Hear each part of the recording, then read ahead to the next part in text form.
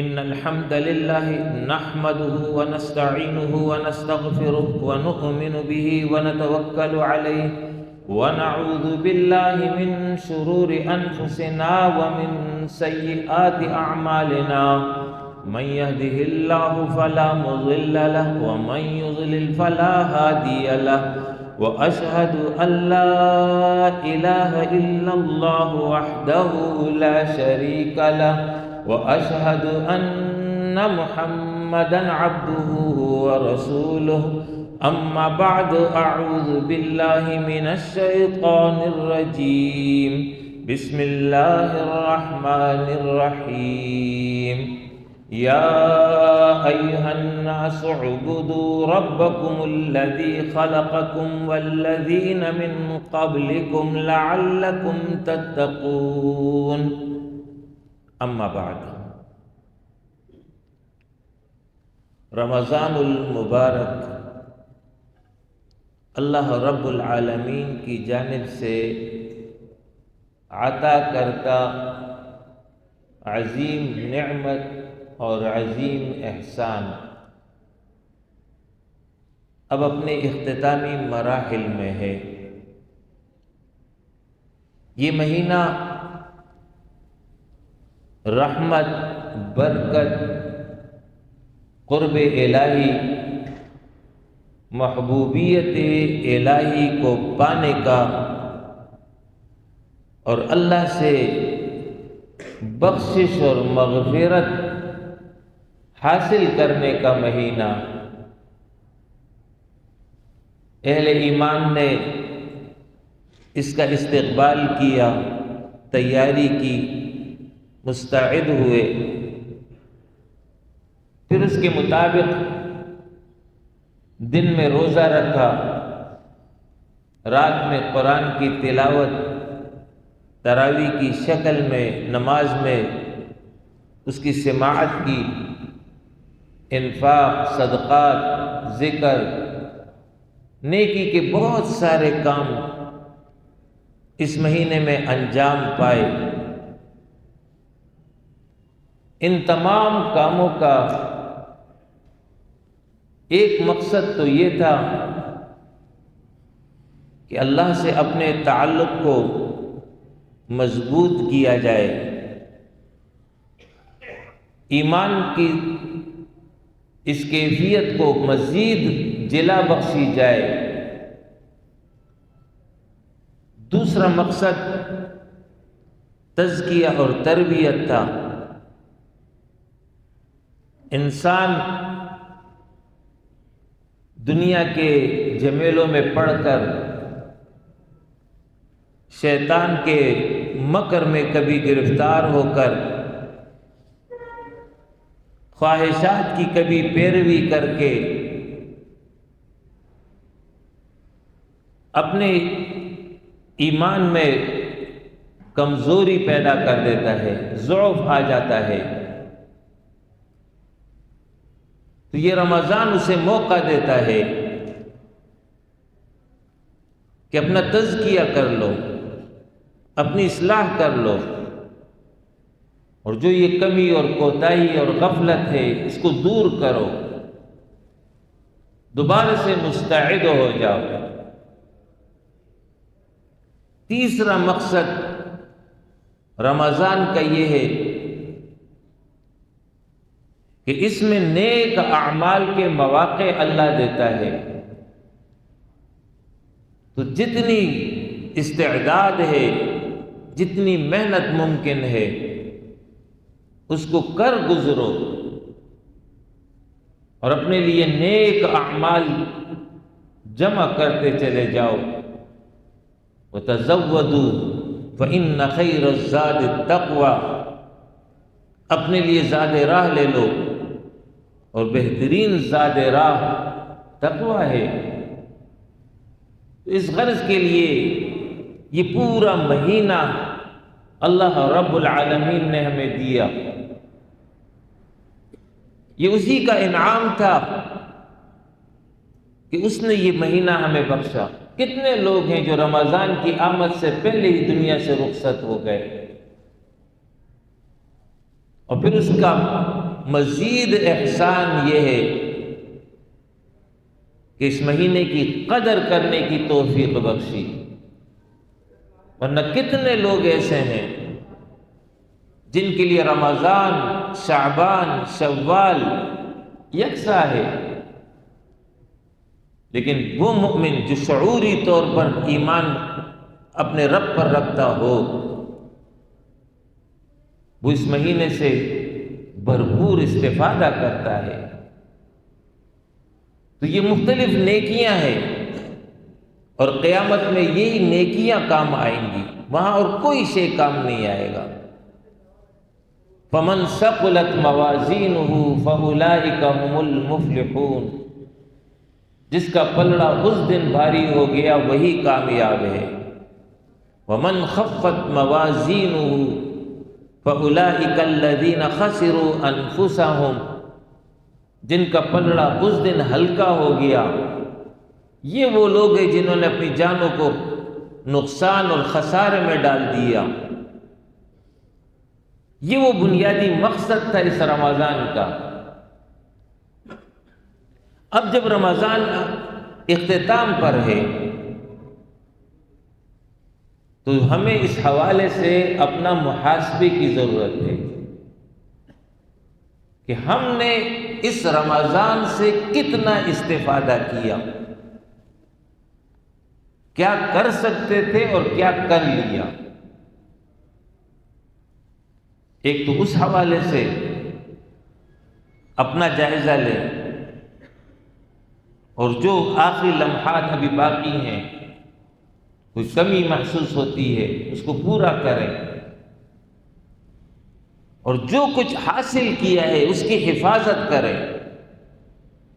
یہ نہیں کہ جو حاصل ہو گیا ہے چاند نظر آتے ہی پھر سے جو ہے اس کو لپیٹ دینا ہے اور دوبارہ دنیا کی طرف گزر جانا ہے۔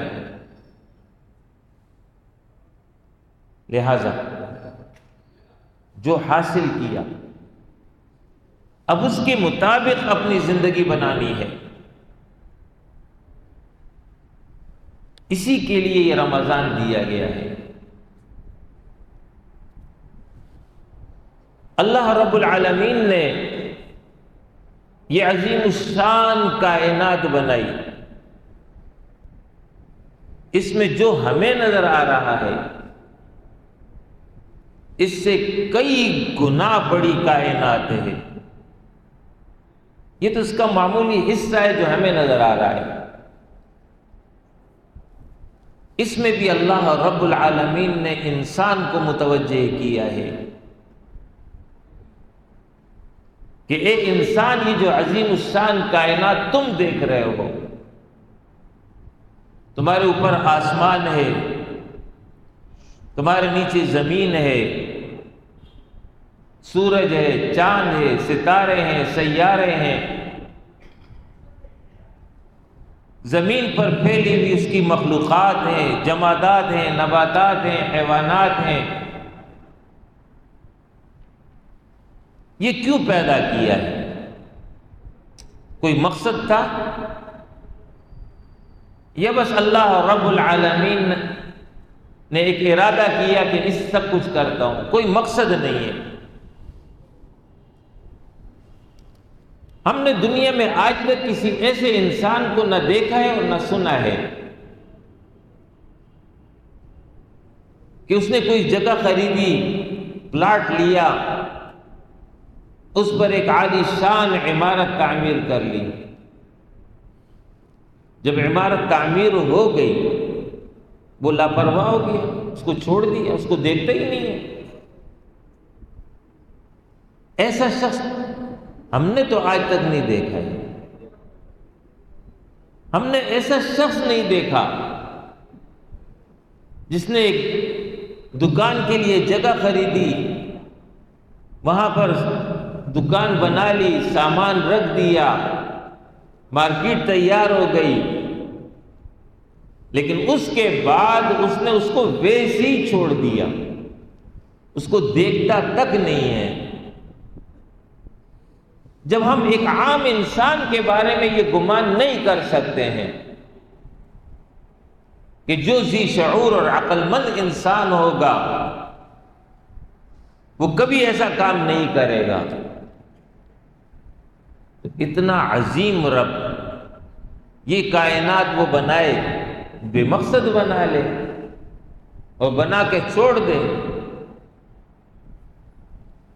تو قرآن میں اس کا جواب دیا ہے کہ وَمَا خَلَقْنَا السَّمَاءَ وَالْأَرْضَ وَمَا بَيْنَهُمَا بَاطِلًا،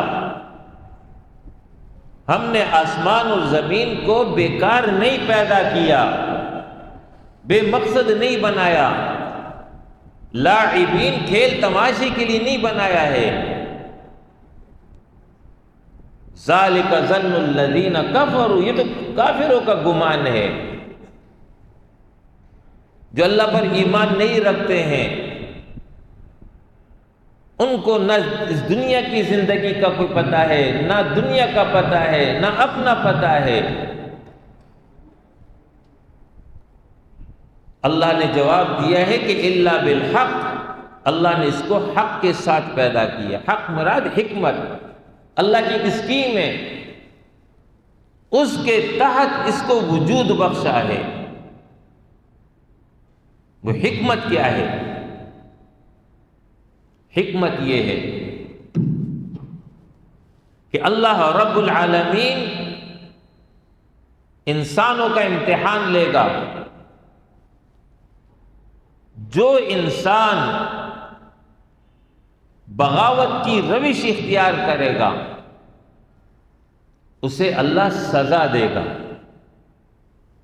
اور جو انسان اللہ کی فرمانبرداری اختیار کرے گا اللہ اسے جزا اور انعام سے نوازے گا۔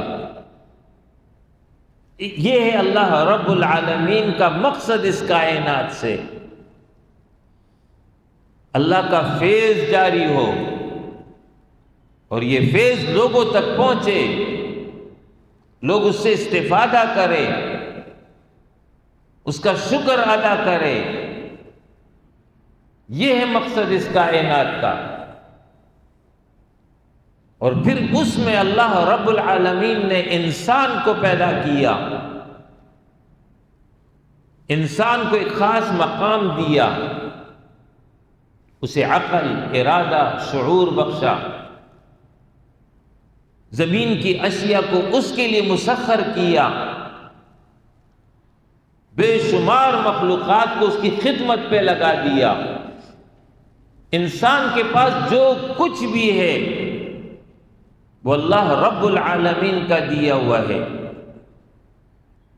اللہ کے احسانات کو انسان شمار کرنا چاہے نہیں کر سکتا، ہر آن ہر لمحے اس کا یہ کرم، اس کا یہ احسان، فضل جاری ہے۔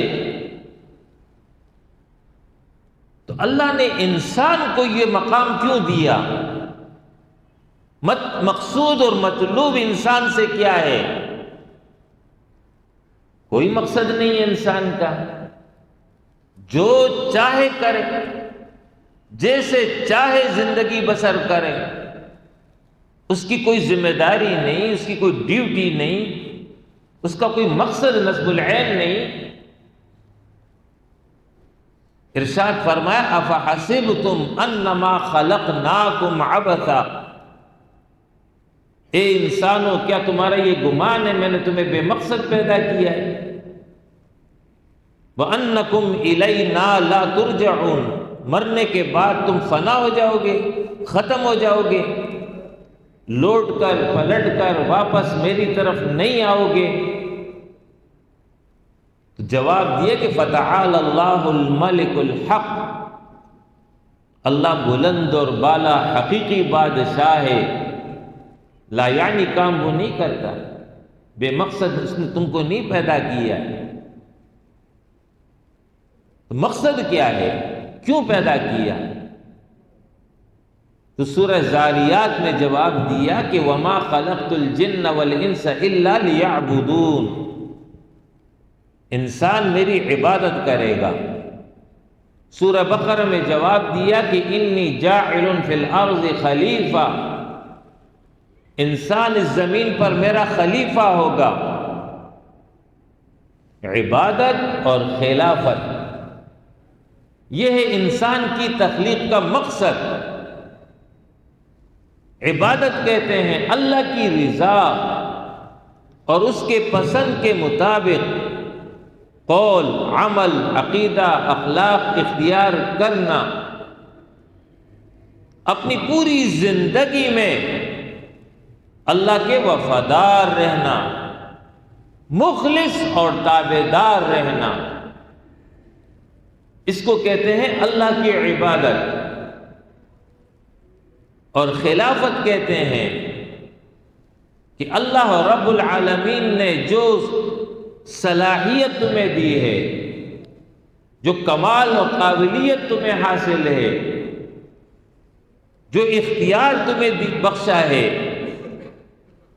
اس کا استعمال کرتے ہوئے اپنے دائرہ اختیار میں اللہ کے حکم کو، اس کے قانون کو، اس کے نظام کو قائم کرو گے، نافذ کرو گے۔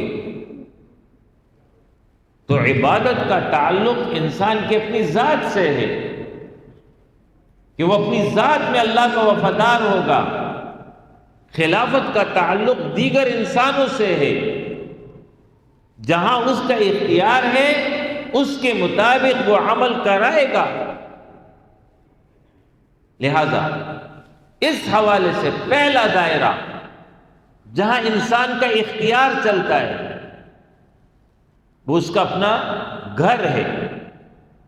لہذا گھر کے سربراہ ہونے کی حیثیت سے اس کی یہ ذمہ داری ہے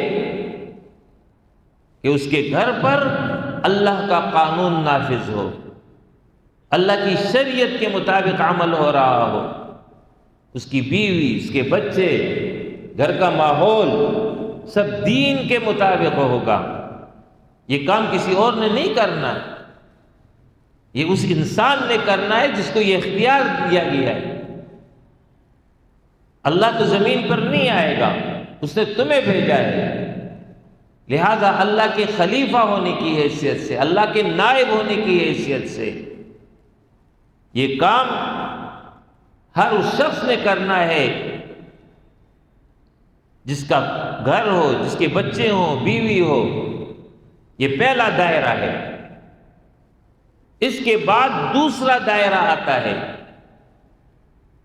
جہاں وہ کام کرتا ہے۔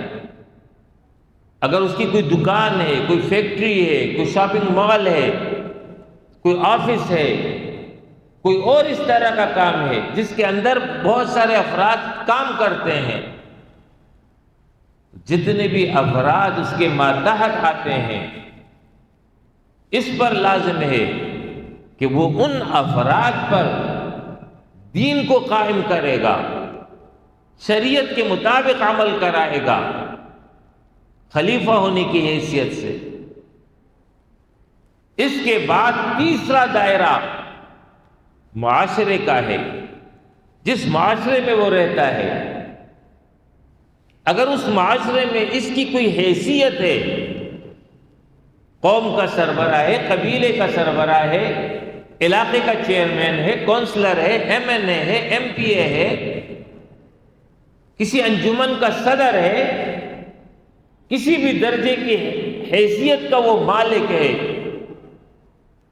اس کی ذمہ داری ہے اللہ کے نائب ہونے کی حیثیت سے وہ وہاں پر اللہ کے قانون کو، اللہ کی شریعت کو رائج کرے گا، اس کے مطابق زندگی کا نظام بنائے گا۔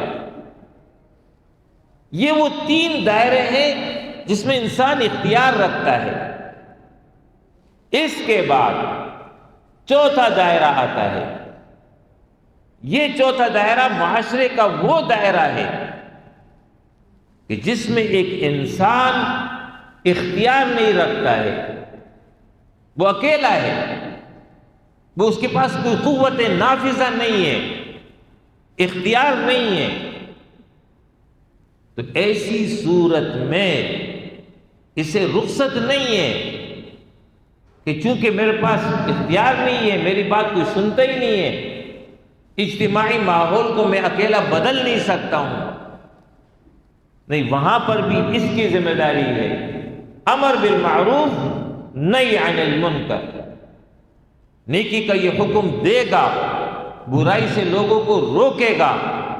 اس حوالے سے امت مسلمہ کی جو ذمہ داری عائد ہے وہ حکم اس پر لاگو ہوگا۔ کنتم خیر امۃ اخرجت للناس تأمرون بالمعروف تنہون عن المنکر، تم نیکی کا حکم دو گے، تم برائی سے لوگوں کو روکو گے۔ اس غرض کے لیے اب دو صورتیں ممکن ہیں۔ ایک صورت یہ ہے کہ اس معاشرے کے اندر کچھ نیک لوگ موجود ہیں، یا ان نیک لوگوں کی اجتماعیت موجود ہے، تو اس پر لازم ہے کہ اس نیک اجتماعیت کے ساتھ جڑے گا۔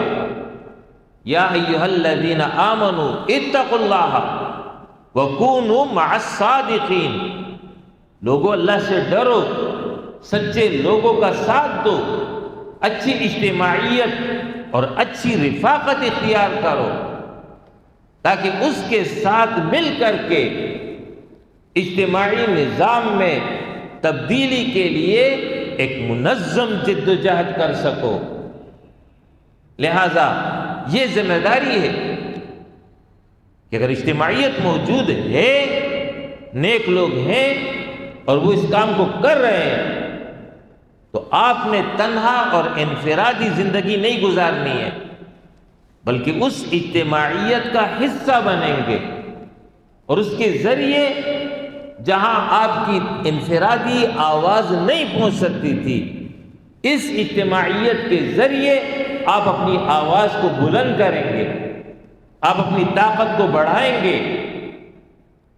کلمہ حق بہر صورت ادا کرنا ہے، تواصوا بالحق تواصوا بالصبر، حق کی تلقین کرو گے، حق کا داعی بن کر سامنے آؤ گے، اور اس راہ میں جو مزاحمت ہو تو پھر راہ فرار نہیں اختیار کرو گے، بلکہ استقامت کی راہ اپناؤ گے۔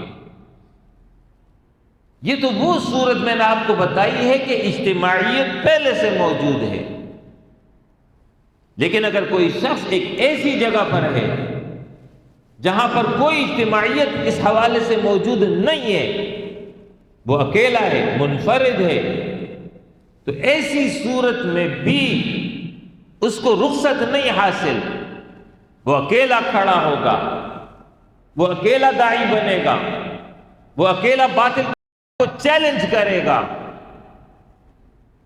انبیاء کی تاریخ ہمیں بتاتی ہے کہ جتنے بھی انبیاء جنہوں نے اپنی دعوت کا آغاز کیا، شروع میں تو اکیلے ہی تھے، تنہا تھے، پھر 1 سے 2، 2 سے 5، 5 سے 10 بنتے گئے،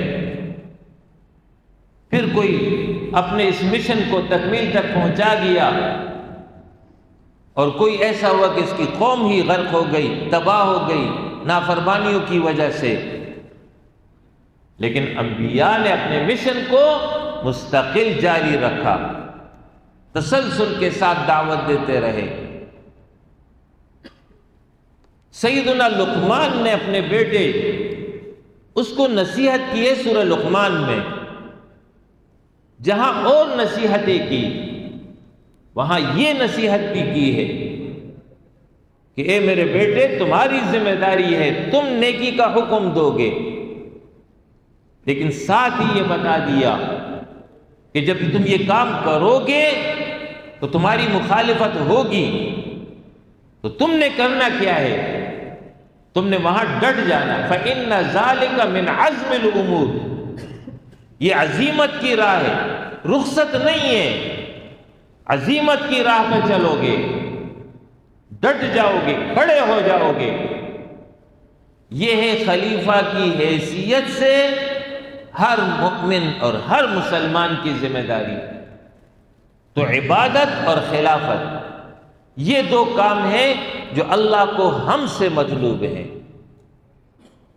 اب اللہ کی رضا اور اللہ کی پسند، اس کا علم انسان کو اللہ رب العالمین نے انبیاء کے ذریعے دیا، اور اس کی جامع اور مکمل شکل نبی اکرم صلی اللہ علیہ وسلم کے ذریعے آج ہمارے پاس موجود ہے، یعنی قرآن اور حدیث، اس کے مجموعے کا نام دین اسلام ہے۔ یہی دین اسلام اللہ کی رضا اور اس کے پسند کے مطابق یہ ہمیں رہنمائی کرتا ہے۔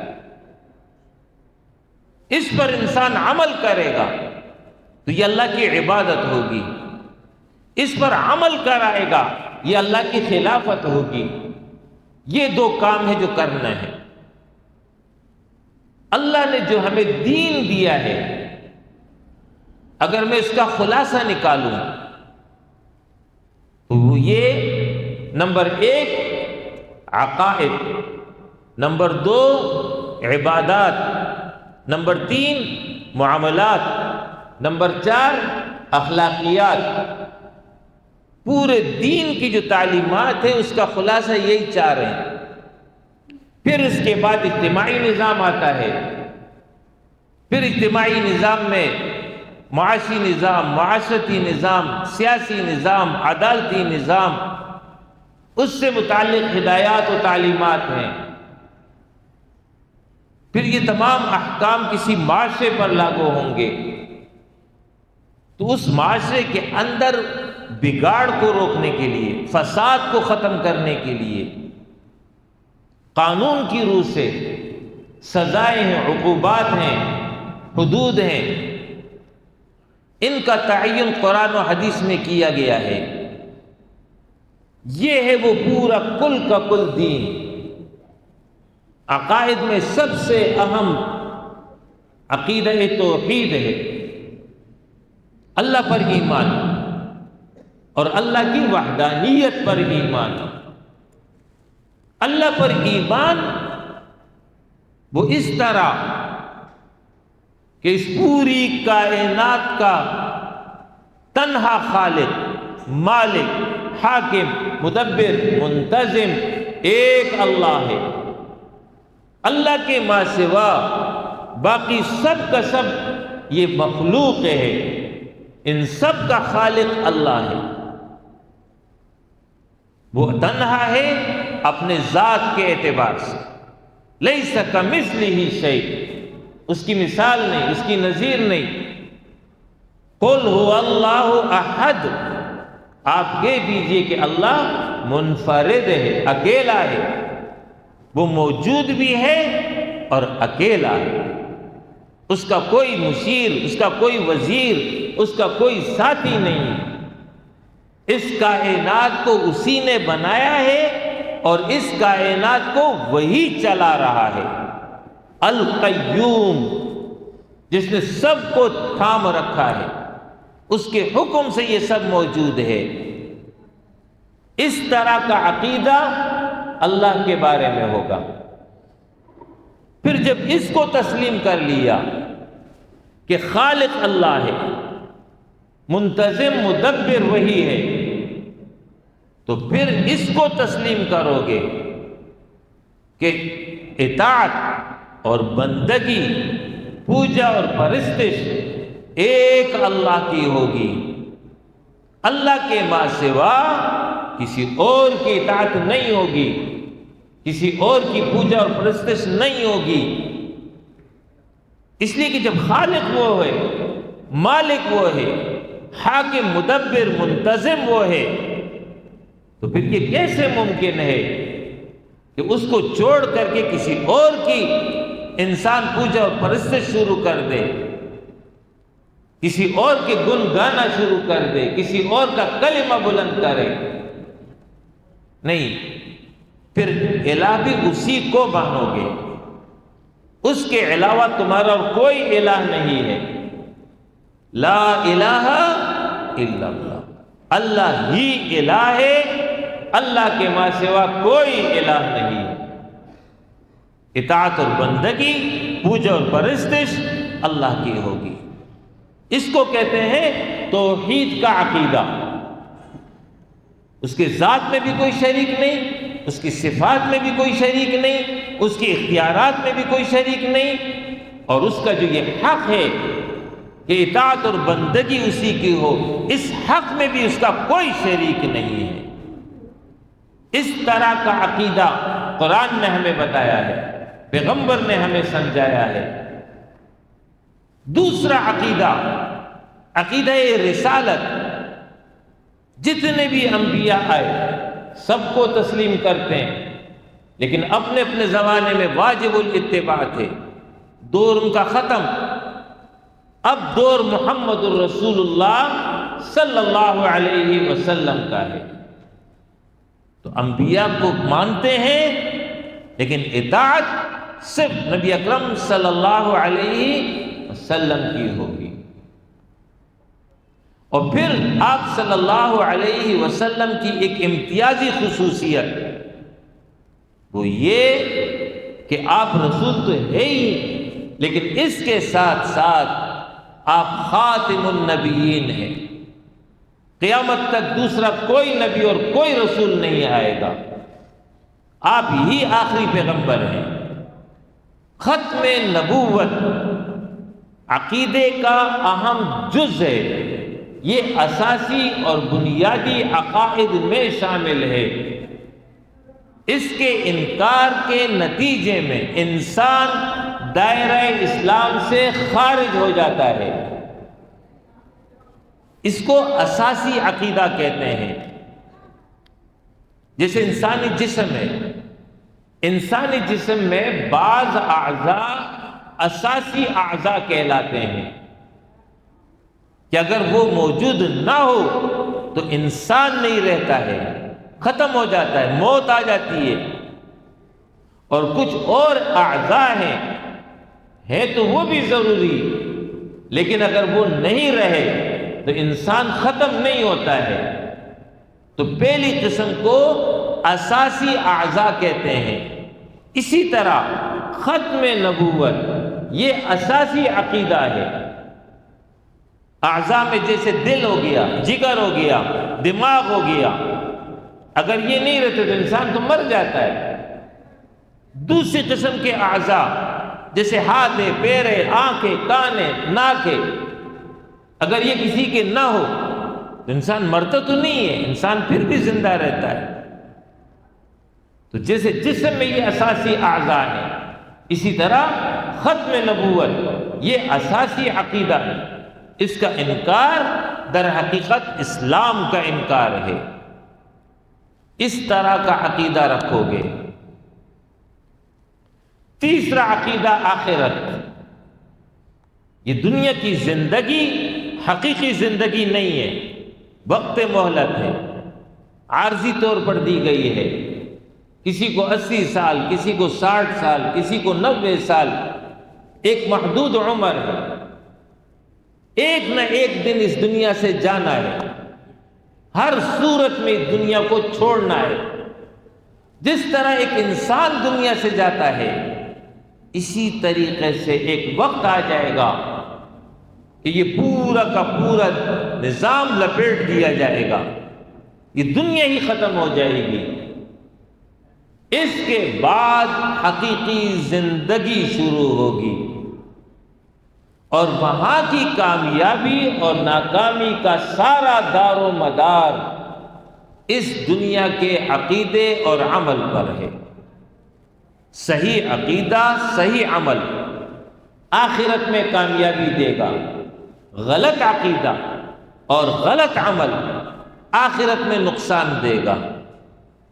کامیاب جنت اور ناکام جہنم کی طرف بھیج دیے جائیں گے۔ یہ ہے عقیدہ آخرت۔ چوتھا عقیدہ کتابوں پر ایمان۔ جتنے بھی کتابیں نازل ہوئی ہیں اپنے اپنے دور میں وہ واجب الاتباع تھی، ان کی پیروی ضروری تھی، لیکن اب ان کا دور نہیں رہا۔ اب دور قرآن مجید کا ہے۔ ایمان سب پر ہوگا لیکن عمل صرف قرآن پر ہوگا، اور ان کتابوں پر ایمان رکھو گے جو ان انبیاء پر نازل ہوئی ہے، موجودہ جو کتابیں ہیں تحریف شدہ، اس کو اللہ کی کتاب نہیں مانو گے، اس لیے کہ تحریف شدہ ہے، یہ وہ اللہ کی کتاب نہیں ہے۔ اللہ کی کتاب وہ ہے جو سیدنا عیسیٰ علیہ السلام، سیدنا موسیٰ علیہ السلام، سیدنا داؤد علیہ السلام اور دیگر انبیاء پر نازل ہوئی، ہم اس کو مانتے ہیں، لیکن عمل صرف قرآن پر ہوگا۔ پانچواں عقیدہ، فرشتوں پر ایمان۔ فرشتے نور سے پیدا، نور مخلوق ہے، یہ اللہ کا حصہ نہیں ہے، یہ مخلوق ہے، اللہ نے پیدا کیا، اس سے فرشتے وجود میں آئے ہیں۔ فرشتوں کی صفت یہ ہے نافرمانی نہیں کرتے، جو ان کو حکم ہوتا ہے وہ کر گزرتے ہیں، ان میں توالد تناسل نہیں ہے، اولاد ان کے ہاں نہیں ہوتی ہے، بیوی بچے نہیں ہوتے ہیں، ہر فرشتہ مستقل ہے، جن کا نام معلوم ہے ان کو نام کے ساتھ، جن کا نام نہیں معلوم ہے ان پر اجمالی ایمان، یہ فرشتوں پر ایمان۔ چھٹا ہے تقدیر پر ایمان۔ کائنات کی وجود سے قبل اللہ نے لوح محفوظ میں قیامت تک واقع ہونے والے ہر حرکت، ہر فعل کو قلم بند کر دیا ہے، لوح محفوظ میں لکھ دیا ہے، اس علم کے مطابق اب وجود میں آ رہا ہے۔ یہ سب تقدیر اللہ کی جانب سے ہے، خیر ہو یا شر ہو سب اس کے اختیار میں ہے۔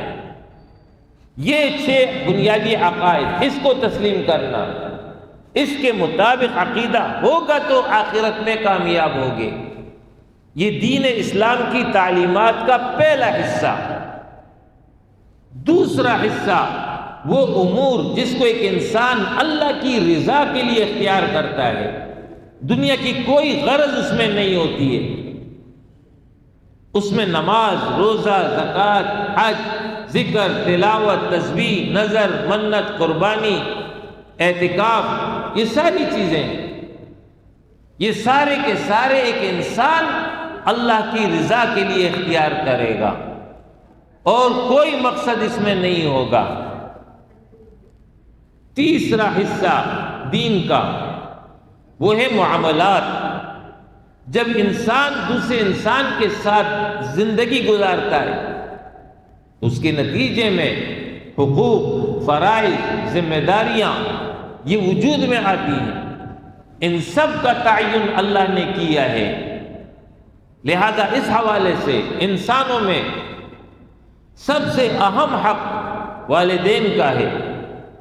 والدین کے ساتھ حسن سلوک، ان کے سامنے عاجزی اختیار کرنا، ان کی خدمت کرنا، بیمار ہو تو تیمارداری کرنا، ضرورت مند ہے تو ان کی ضرورت کو پورا کرنا، یہ اولاد کی ذمہ داری ہے۔ ان کے لیے دعا کرنا، دنیا سے چلے جائیں ان سے جڑے ہوئے جو دوست اور احباب اور رشتہ دار ہوں ان کا خیال رکھنا، ان کے لیے دعا کرنا، یہ حق ہے اولاد پر۔ اللہ نے اولاد دی ہے تو اولاد کا بھی حق ہے اچھی تربیت کرنا، مسلمان بنانا، صحیح عقیدے کی رہنمائی کرنا، ایک شریف انسان ان کو بنانا، یہ ماں باپ کی ذمہ داری ہے۔ پھر اس کے بعد وہ رشتے جو ماں باپ کی وجہ سے وجود میں آتے ہیں، جس کو قرآن نے ذوی القربہ اور صلہ رحمی کا نام دیا ہے، ان میں چچا ہے، تایا ہے، پھوپھی ہے، خالہ ہے، ماموں ہے، دادا ہے، دادی ہے، نانا ہے، نانی ہے، ان کی اولاد، فرسٹ کزن، سیکنڈ کزن، ان سب سے متعلق ہدایات و تعلیمات قرآن اور حدیث میں دی گئی ہیں۔ لہذا اگر یہ ضرورت مند ہے مدد کرو گے، بیمار ہے بیمارداری کرو گے، ان کی خوشی میں شریک ہو، ان کے غم میں شریک ہو، قطع رحمی نہ کرنا، جنت سے محروم کر دیے جاؤ گے۔ پھر اس کے بعد پڑوسیوں کا حق ہے۔ پڑوسیوں کا حق اتنا اہم ہے کہ رسول اللہ صلی اللہ علیہ وسلم نے فرمایا کہ جبریل علیہ السلام مجھے اس حوالے سے اتنی تاکید کرتے تھے کہ مجھے یہ گمان ہونے لگا کہ یہ باقاعدہ وارث ہو جائے گا. وارث تو بیٹا ہوتا ہے، لیکن یہ اتنا اہم ہے کہ یہ بھی وارث ہو جائے گا. آپ صلی اللہ علیہ وسلم نے فرمایا جو شخص سیر ہو کر کھائے اس کا پڑوسی بھوکا ہو وہ مومن نہیں ہے، مسلمان نہیں ہے. آپ کے سامنے ذکر کیا گیا ایک خاتون ہے، بڑی نمازی ہے، بڑی عبادت گزار ہے، نوافل صدقات سب کچھ کرتی ہے، لیکن اس کی زبان سے اس کے پڑوسی عاجز ہیں، تنگ ہیں. فرمایا یہ عورت جہنم میں جائے گی. دوسری عورت کا ذکر کیا، حضرت فرائض کی پابند ہے، نوافل اتنے نہیں ہیں، لیکن اس کے پڑوسی اس کے شر سے محفوظ ہیں. فرمایا یہ عورت جنت میں جائے گی. اس طرح یہ حقوق بتائے ہیں. بیمار کے حقوق ہیں، مسافر کے حقوق ہیں، مہمان کے حقوق ہیں، مسلمانوں کے حقوق ہیں، عام انسانوں کے حقوق ہیں، گاہک اور تاجر کے حقوق ہیں، استاد اور شاگرد کے حقوق ہیں. جس جگہ تم کام کرتے ہو وہاں پر تمہارے ساتھ اور ساتھی ہیں، ان کے بھی حقوق ہیں. غرض انسانی زندگی میں جہاں بھی انسان کا دوسرے انسان کے ساتھ جس نوعیت کا بھی تعلق ہو اس سے متعلق قرآن نے تعلیمات دی ہیں. ان کو کہتے ہیں معاملات. چوتھا حصہ ہے اخلاقیات. اخلاقیات انسان کا باطن. دراصل انسان مجموعہ ہے جسم اور روح کا، اور ان دو میں اصل روح ہے. جسم تو صرف اس کے لیے اللہ نے بنایا ہے. جسم مٹی سے بنا، مٹی کی طرف چلا جائے گا. منہا خلقناکم وفیہا نعیدکم. اس سے ہم نے تمہیں پیدا کیا، اسی کی طرف تمہیں لوٹا دیں گے. لیکن روح تو اللہ کی طرف سے آئی ہے. اصل انسان وہ ہے. اس انسان کی اصلاح وہ یہ ہے کہ تمہارے باطن میں تکبر نہ ہو، حسد نہ ہو، کسی کے لیے بغض اور کینہ نہ ہو، خود پسندی میں مبتلا نہ ہونا، بخل اور حرص کے اندر مبتلا نہ ہو جانا. تمہارا دل پاک ہونا چاہیے. تزکیہ کرو گے، ان تمام بد اخلاقیوں کو، غلاظتوں کو، نجاستوں کو اپنے اندر سے باہر نکال پھینکو گے. قد افلح من زکاہا.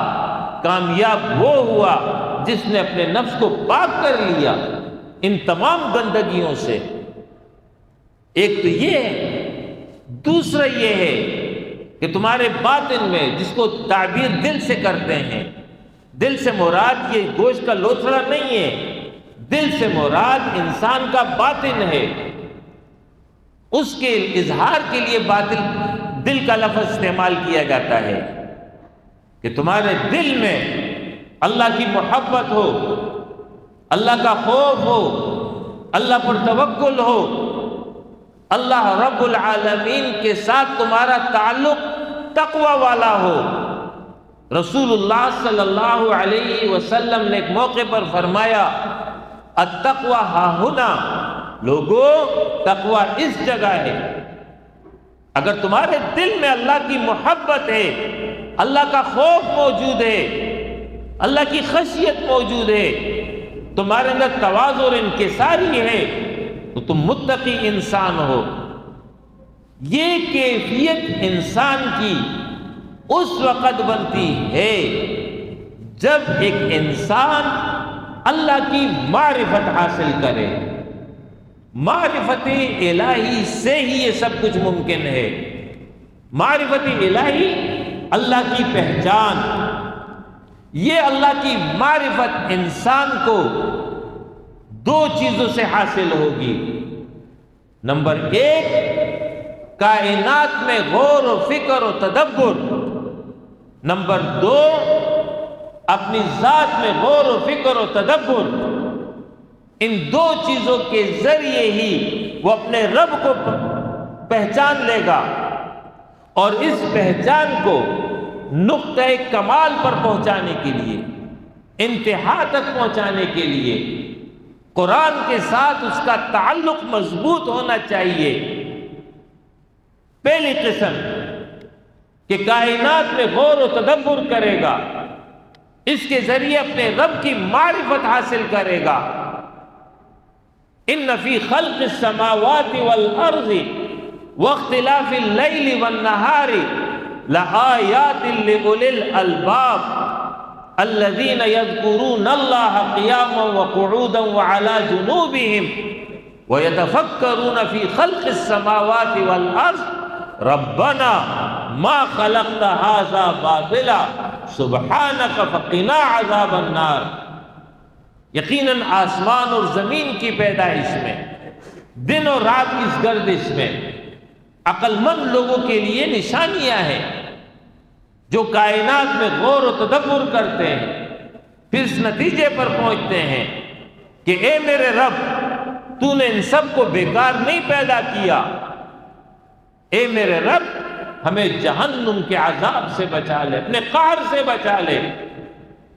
اس طرح کائنات میں غور کرنا، خود قرآن نے دعوت دی ہے انسان کو کہ اے انسان ذرا غور تو کرو تم۔ افلا ينظرون الى الابل كيف خلقت والى السماء كيف رفعت والى الجبال كيف نصبت والى الارض كيف سطحت۔ ایک دیہاتی شخص عرب ریگستان میں وہ جو اپنا اونٹ چرا رہا ہے، قرآن نے اس زمانے کی مناسب سے اس کے سامنے مثال رکھ دی کہ اے انسان، اگر تم اپنے رب کو پہچاننا چاہتے ہو تو دور تو چھوڑو، تمہارے پاس بھی سامنے اونٹ کھڑا ہوا ہے، ذرا اس کی خلقت پر تو غور کر لو، کیسے اونٹ کو بنایا گیا ہے، کیا کیا صفات سے وہ حق سے متصف ہے، کیسے اس نے تمہارے اختیار میں دے رکھا ہے، کس طرح یہ تمہارا تابع ہے۔ کیا تم اس کے ذریعے اپنے رب کو نہیں پہچان پا رہے ہو؟ یہ تمہارے سامنے جو آسمان نظر آ رہا ہے، بلند اور بالا آسمان بغیر ستونوں کے، کس نے اس کو بنایا؟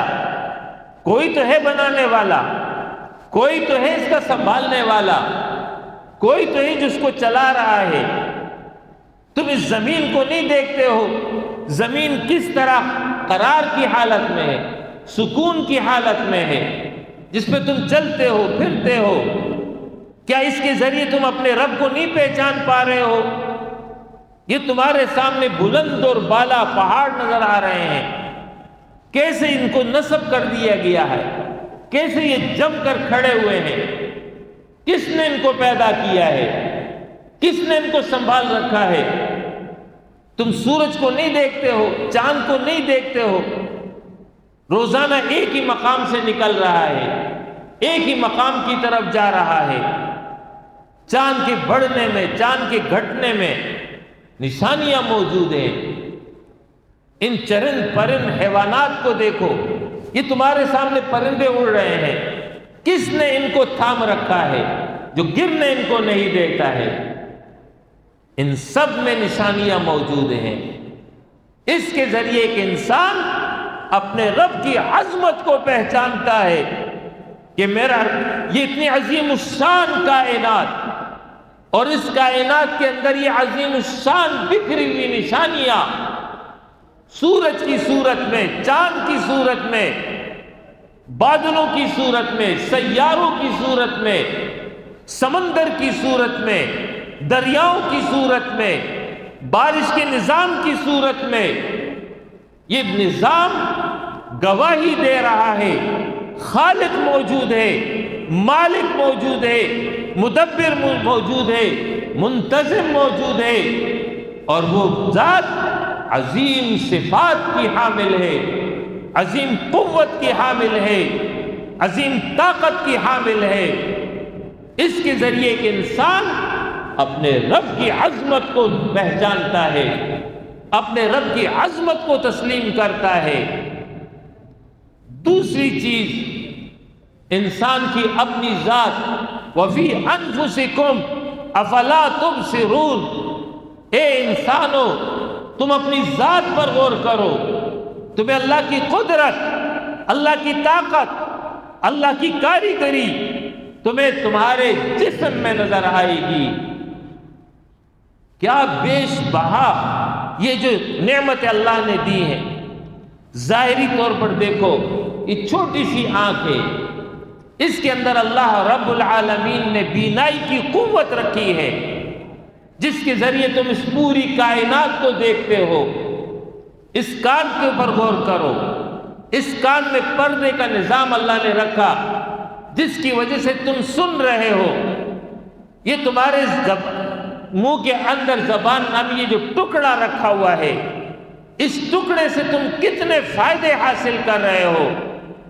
اس ناک کی بناوٹ کو دیکھو، اپنے چہرے کی بناوٹ کو دیکھو، اپنی شکلوں کو دیکھو، اپنے ہاتھوں کو دیکھو، ہاتھوں میں انگلیوں کو دیکھو، ان پوروں کو دیکھو، اس پر ذرا غور تو کرو، تمہیں تمہارا رب نظر آ جائے گا۔ اس انگوٹھے کو دیکھو، اربوں انسان پیدا ہو گئے، لیکن ہر انسان کا انگوٹھا دوسرے انسان سے الگ اور مختلف ہے۔ چھوٹی سی چیز ہے، کہیں میچ نہیں ہو رہی ہے۔ کس نے بنایا؟ کس نے اس کو اس طرح رکھا؟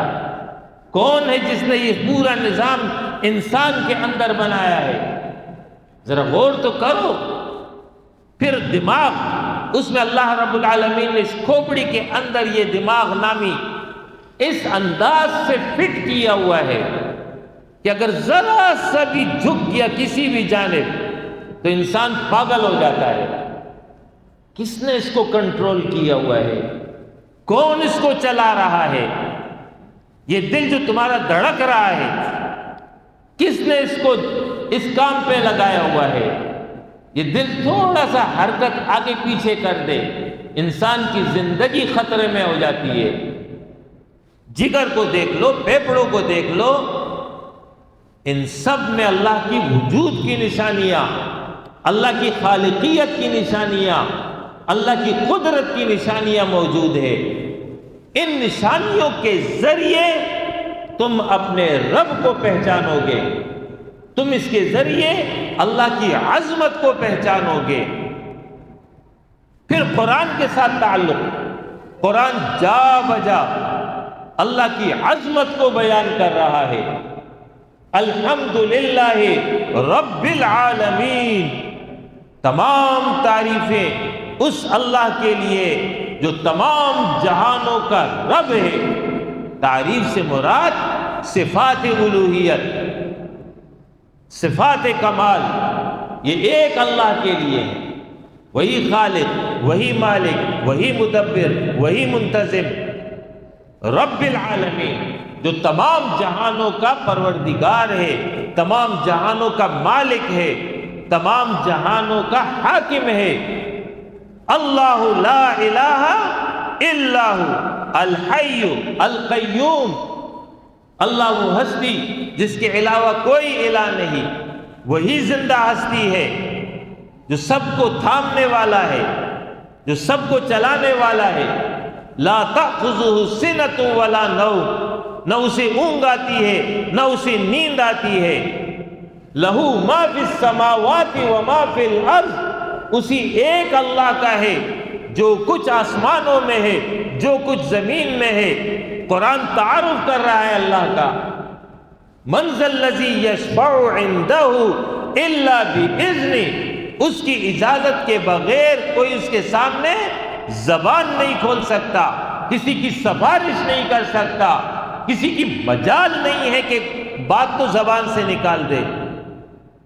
یعلم ما بین ایدیہم وما خلفہم، اسے سب علم ہے جو لوگوں کے سامنے ہو رہا ہے، جو لوگوں سے پہلے ہو چکا ہے، جو لوگوں کے بعد ہوگا، ان سب کا علم اللہ کو ہے۔ ولا یحیطون بشیء من علمہ الا بما شاء، اللہ کی معلومات کا احاطہ کوئی نہیں کر سکتا مگر اتنا جتنا اللہ خود چاہے۔ ایک ذرہ برابر اس نے مخلوق کو یہ دیا ہے۔ جس کے نتیجے میں یہ انکشافات سائنس کی آپ دیکھتے ہیں، یہ سب علم اللہ کا ہے، اسی کے پاس ہے۔ وَلَا يَئُودُهُ حِفْظُهُمَا، آسمان اور زمین کا یہ پورا نظام اس کے چلانے میں اس کو کوئی رکاوٹ نہیں ہے، کوئی اکتاہٹ نہیں ہے، وہی بلند اور بالا ہے، وہی عظمت والا ہے۔ اس طرح قرآن اللہ کا تعارف انسان کے سامنے کرتا ہے۔ وَهُوَ اللَّطِيفُ، وہی باریک بین ہے، وَهُوَ الْعَزِيزُ، وہی غالب ہے، وَهُوَ الْحَكِيمُ، وہی حکمت والی ہستی ہے۔ اس طریقے سے انسان کے سامنے واضح کیا جا رہا ہے۔ لَهُ مَقَالِيدُ السَّمَاوَاتِ وَالْأَرْضِ، اسی اللہ کا ہے وہ سب کچھ جو آسمانوں میں، اختیار اس کا ہے، کنجیاں اس کے پاس اس کائنات کی۔ جس کو چاہتا ہے رزق کشادہ کر دیتا ہے، جس کو چاہتا ہے رزق تنگ کر دیتا ہے۔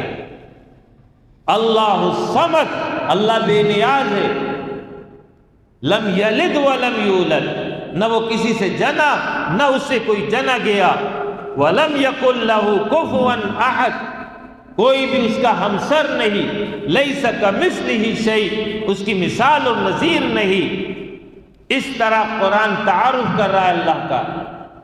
جب ان آیات پہ انسان غور کرے گا اپنے رب کو پہچانے گا، معرفت رب جب حاصل ہوگی تو دل میں اللہ کی عظمت پیدا ہوگی، اور یہی عظمت الہی انسان کو اللہ کا خوف یاد دلائے گی۔ قرآن میں ذکر کیا انما المؤمنون الذین اذا ذکر اللہ وجلت قلوبهم، کامل مومن وہ ہے جب ان کے سامنے اللہ کی عظمت کا ذکر ہو، اللہ کا ذکر آ جائے، ان کے دل لرز جاتے ہیں، یہ کیفیت ان پہ طاری ہو جاتی ہے۔ اس طرح کا معرفت رب ہوگا تو خوف الہی پیدا ہوگا۔ رسول اللہ صلی اللہ علیہ وسلم نے فرمایا خدا کی قسم میں تم سب سے زیادہ اپنے رب کو جاننے والا ہوں، اور تم سب سے زیادہ اپنے رب سے ڈرنے والا ہوں۔ لہذا جتنی معرفت ہوگی اتنا ہی خوف ہوگا، اتنا ہی اللہ پر توکل ہوگا، اور یہی چیز انسان کے اندر تقوی پیدا کرے گی۔ جب تقوی پیدا ہوگا تو یہی تقوی انسان کو اللہ کا مطیع، فرما بردار، وفادار اور مخلص بنا دے گے۔ یہ اللہ رب العالمین کو مطلوب ہے۔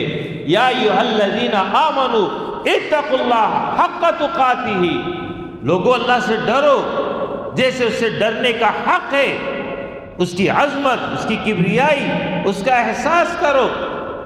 لیکن انسانوں نے کیا کیا؟ اس کا ذکر قرآن کر رہا ہے، وما قدر اللہ حق قدرہ، لوگوں نے ایسے اللہ کی قدر نہیں کی جیسے کہ قدر کرنی چاہیے تھی۔ اللہ کی قدر نہیں کی، اس کا مطلب یہ ہے کہ ایسے انسان بدبخت پیدا ہو گئے جنہوں نے اللہ کے وجود کا انکار کر دیا۔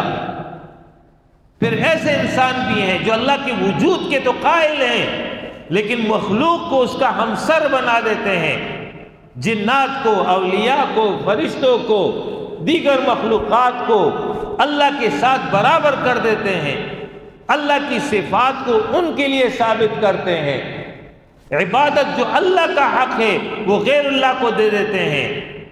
وما قدر اللہ حق قدرہ، جیسے اللہ کی قدر کرنی چاہیے تھی ویسے انہوں نے قدر نہیں کی۔ تیسری قسم کے وہ لوگ ہیں جو اللہ کو مانتے ہیں، توحید کے قائل ہیں، کسی کو شریک نہیں بناتے، لیکن ان کا عمل یہ ہے، ایمان تو ہے عمل سے خالی ہے۔ رمضان آ گیا اللہ کی عبادت ہے، رمضان چلا گیا اللہ کی عبادت بھی چلی گئی۔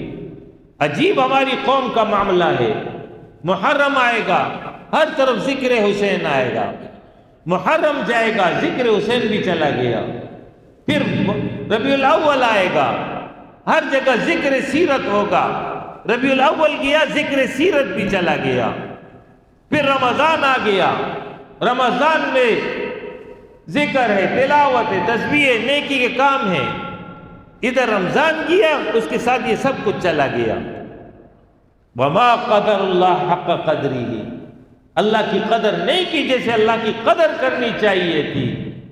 مطلوب یہ ہے کہ ایک انسان موت تک اللہ کا وفادار رہے گا۔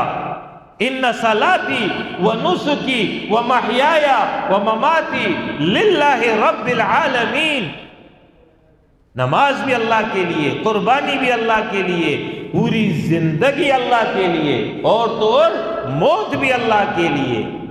وَلَا تَمُوتُنَّ إِلَّا وَأَنْتُمْ مُسْلِمُونَ، تم کو موت نہ آئے مگر اس حال میں کہ تم رب کے وفادار ہو۔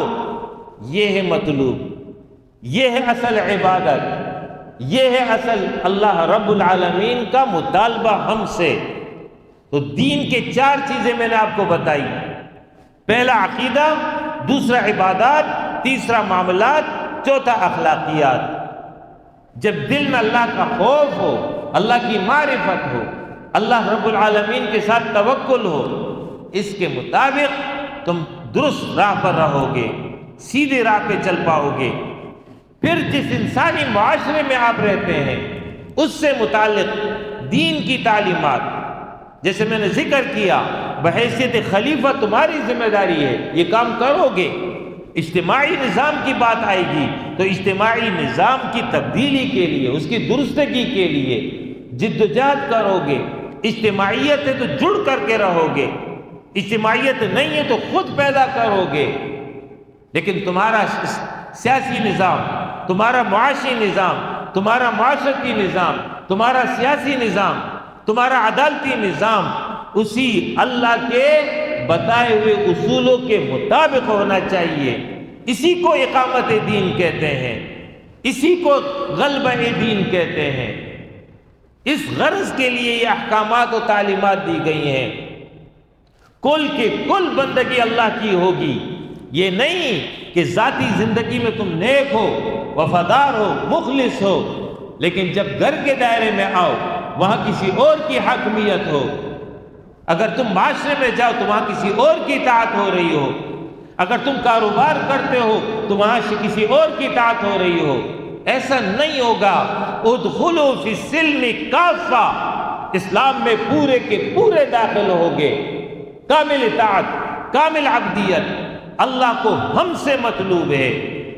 لہذا جس طرح اللہ نے یہ 4 احکام میں نے آپ کو بتائے کہ عقائد، عبادات، معاملات، اخلاقیات، اسی طریقے سے اجتماعی نظام، اس سے متعلق مکمل تفصیلات قرآن نے بتائی، پیغمبر نے اپنی زندگی میں کر کے دکھا دیا، دور مدنی میں باقاعدہ اس نظام کو عملاً رائج اور نافذ کر کے دکھا دیا۔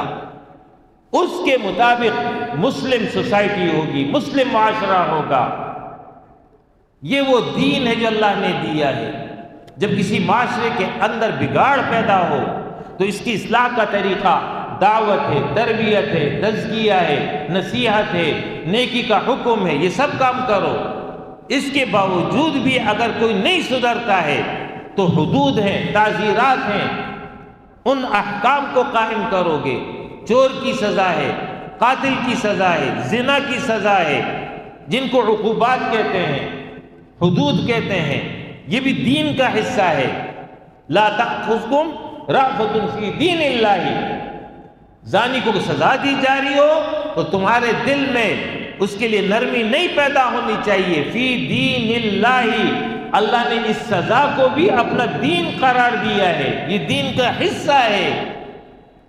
لہذا یہ ہے اللہ کی عبادت، یہ کرو گے تب جا کر کے مقصد زندگی کو حاصل کرو گے۔ الحمدللہ آپ کے اس ملک میں ایک بہترین اجتماعیت اس حوالے سے موجود ہے۔ مفکر اسلام سید ابو الاعلی مودودی رحمہ اللہ ان کی قبر کو نور سے بھر دے، گزشتہ صدی کے مجدد امام، انہوں نے ہندوستان کے مسلمانوں کو ان کا بھولا ہوا سبق یاد دلایا۔ عزت، سربلندی، دنیا میں باوقار رہنا چاہتے ہو، آخرت میں کامیاب ہونا چاہتے ہو تو راستہ 2-3 نہیں ہے، راستہ ایک ہی ہے، وہ یہی ہے کہ اپنی ذاتی زندگی کی اصلاح کرو، اپنے گھر کی زندگی کی اصلاح کرو اور اپنے معاشرے کی اصلاح کرو۔ معاشرے کی اصلاح کے لیے ایک بہترین اجتماعیت کا وجود ضروری ہے، اس کے بغیر یہ کام آسان نہیں ہے۔